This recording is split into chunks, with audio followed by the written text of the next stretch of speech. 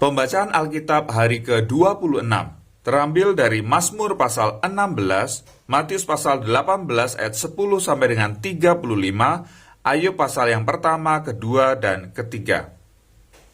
Mazmur pasal 16. Miktam dari Daud.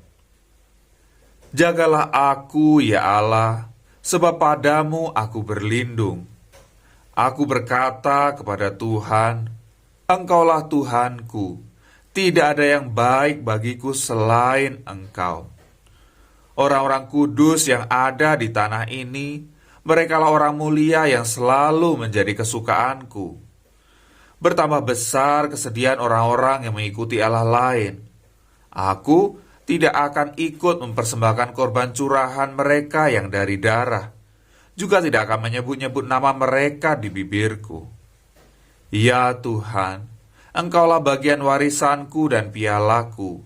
Engkau sendirilah yang meneguhkan bagian yang diundikan kepadaku. Tali pengukur jatuh bagiku di tempat-tempat yang permai.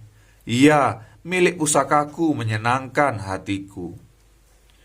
Aku memuji Tuhan yang telah memberi nasihat kepadaku. Ya, pada waktu malam hati nuraniku mengajari aku. Aku senantiasa memandang kepada Tuhan, karena Ia berdiri di sebelah kananku, aku tidak goyah.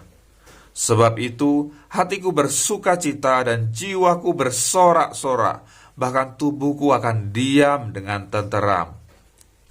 Sebab Engkau tidak menyerahkan aku ke dunia orang mati, dan tidak membiarkan orang kudus-Mu melihat kebinasaan.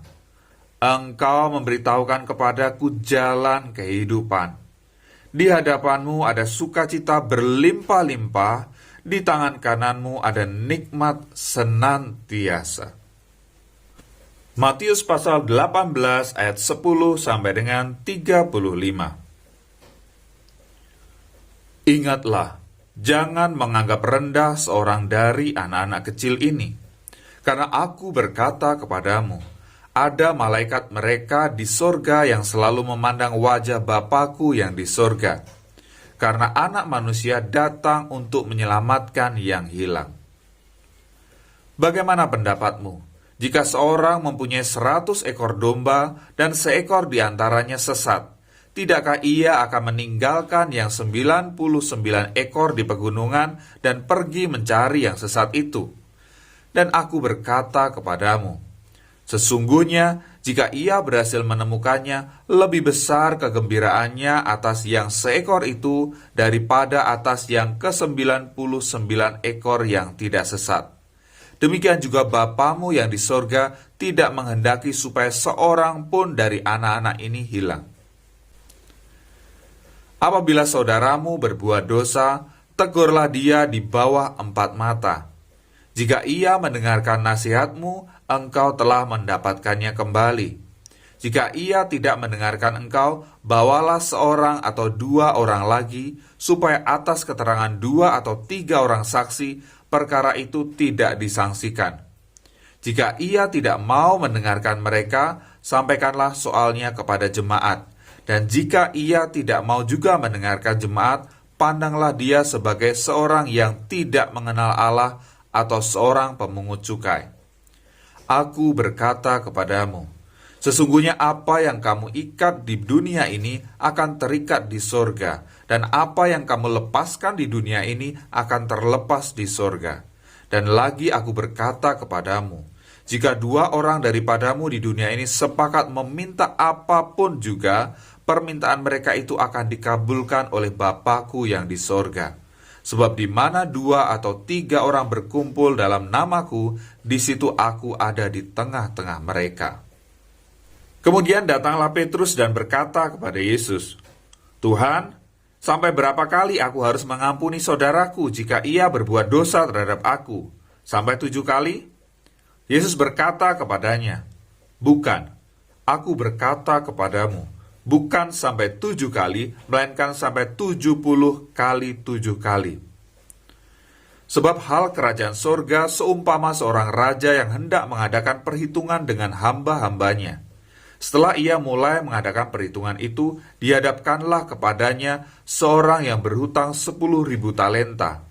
Tetapi karena orang itu tidak mampu melunaskan hutangnya, raja itu memerintahkan supaya ia dijual beserta anak istrinya dan segala miliknya untuk pembayar hutangnya.